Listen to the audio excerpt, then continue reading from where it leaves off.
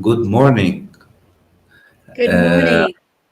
I'm very happy to have with me Miss Clare Griggs from Sydney. How are you, Claire? How is everything? I am fabulous. It's a beautiful day, so I'm Mhm. great. Yeah, I caught you on LinkedIn last week, and you've been telling me you are shooting a new project. It is a film or a television series? It's a film, actually. Yeah, it's very, very exciting. I'm really, really pleased to be a part of it. It's a comedy, action, drama. It's a drama. I Mm-hmm. play a woman who runs an escort agency, but it is a Uh-huh. male escort agency. So it's about gigolo. I run gigolos, and it's about how I recruit a particular guy. Mm-hmm. And really, then it's his journey through what actually happens and how sometimes what you wish for isn't always the best thing for you, and how sometimes that things can just snowball in such a way, and you can get caught up in a lifestyle and caught up in a way that fate you could never have predicted it. So it's got some humor, but it's actually quite a drama. Excellent. This is the first film I heard about since about male escorts since American Gigolo with Richard Gere. So I think it would be very interesting to revisit this subject, because I think it's rarely to be depicted in cinema or television. This kind of business. Tell me, how did you research your role? Um, Actually, it wasn't something I could really research by going out and doing, obviously. But I always, I don't think my husband would have allowed that. Um, Yes. but I always, I like just to speak to people who've worked in various industries. And I actually did speak to a young guy in his late 20s who had previously worked as a gigolo and got to know quite how what the clients were like, how the bookings all happened, and what it was actually like for him. So that was actually very valuable, and very interesting. Yes. And the film will be scheduled by the end of the year or next year? Well, we were hoping that it would be done by the end of the year, but Yes. we've been back and forth from lockdown. So at the moment, we're on hold. We may not get back to filming until the end of September. So that's going to push it back into 2022. So we haven't got a firm release date because of that, but it seems to be the case for a lot of projects at the moment. So we just wait Sure. and see and keep at it. Excellent. Excellent. Don't forget to invite me to the premiere. Absolutely. I think you'd enjoy it. Here, I've been looking on your website. You have a very beautiful website. I invite everybody to check it out. It tells a lot about yourself and your background, also your social media profile. But really, I want to ask you, every now and then I read about the biography of an Australian actor or actress. I see he did an appearance at some point in early in his career in Home and Away and Neighbors. So Yes. this is these soap operas still go live right now on Yes. Australian Yes. television Yes, they've been for going forever. 25, yeah, 30 years, very long time. And it's a really good training ground for people, particularly young actors, because you learn Yes. so much. You learn not just about the craft, but you learn how to behave on set, and you learn Uh-huh. how to move and how to use props and all of these sorts of things, so that it actually is a training ground that's invaluable. And many of our very famous actors have started on these shows. Yes, yes, maybe every Australian actor I heard about who break through in in Europe or the United States, But tell me, many of our viewers would like to know how did you started in the entertainment business until you became a professional actor. Can you tell us briefly about your Wow. your I started I started at school actually. It was something I really enjoyed doing. I don't come from a family who is in the entertainment industry or who does any acting. And in fact, they all thought I was insane. They couldn't understand where it came from or why I wanted to do it. And so they sort of indulged me while I was at school and I did drama classes. And when I left, I had to get a real job, but I thought, no, I really want to do this. So I kept training and then I traveled and worked in London and in New York and lived in both places. And while I was working there, I would do drop-in classes and try and learn as much as I could. And when I returned to Australia, I got my first agent and just started from there, really, just very slowly, as you do, with a small part here and there, and uh, commercials and that kind of thing. And I always say to people, keep training, keep going, keep pushing, and if it's what you really want, then you'll get there in the end. But tell me, did you have the chance to work outside of Australia, in America or in Europe? Before you went back I right I now. I have been on a couple of American shows but they were filmed here. Um, I did go to China and spent 6 weeks in Shanghai filming in, I think, 2006, 2007 for a Chinese TV series, which was absolutely amazing and different and fun and the most interesting and scary and wonderful thing that I could have done, working with some wonderful, wonderful actors over there. And in London, the funny thing is, whenever I seem to go to London, I end up getting scripts through and I'm doing Zoom auditions and self-tape auditions for back in Australia. So that seems to be what happens. And right now, I see that you have many films or projects scheduled. I've seen recently you have something called "Love You Like That" and "Malibu Yes. Crush." This is something coming up.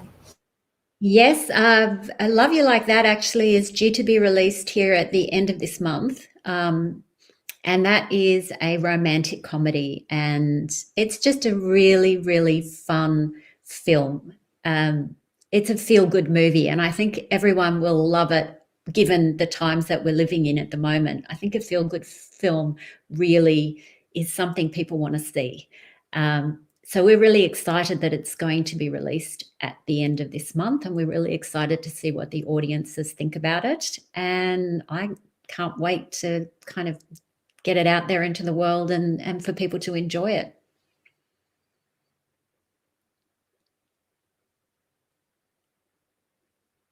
I see that you have also some parallel activities to I do. acting. I do. Yeah, my husband is a builder, and so we've run a domestic renovation company for 25 years. So when I was very young, I also did interior design. So I've worked within the business doing interior design for the business. Um, I do all the administration, of course, because that's what I do. And also, I did work on site for about 4 years. So I'm pretty good at a lot of building things. I can lay a secret nail timber floor. I can put up plasterboard. I can put up corners. I can do skirting. I have skills. This is very nice. And so you work with your husband in this company, and I read as well that you like animals as well. Yes, I do. I also do alternative healthcare for animals. So I use bioresonance therapy, and by using the animal's fur or a body fluid, I can make a specific recipe for that animal and help in the healing process. And it works very well alongside traditional medicine. And I find that very satisfying because I am a very big animal lover. Yes. Here, I'm in my house, my wife's house in Ecuador. We are in the middle of, the camp, 30 minutes from Quito, the capital of Ecuador. So we have a lot of natural stuff, and we have two cats, and we have one dog, and a lot of horses around us. But my most from films I've seen about Australia, I've seen, of course, Mad Max film, a lot of interesting deserts, in Australia, and also places to do safaris. You can see kangaroos, and you can see these beautiful animals. So I hope some days we can visit Australia. But I've been getting some newsletter from many Australian film festival, and I met some of their directors around the world. Everything is on hold until now this year, and also traveling in and out of Australia because of COVID, correct? Correct. Yes. It's very limited who can get in.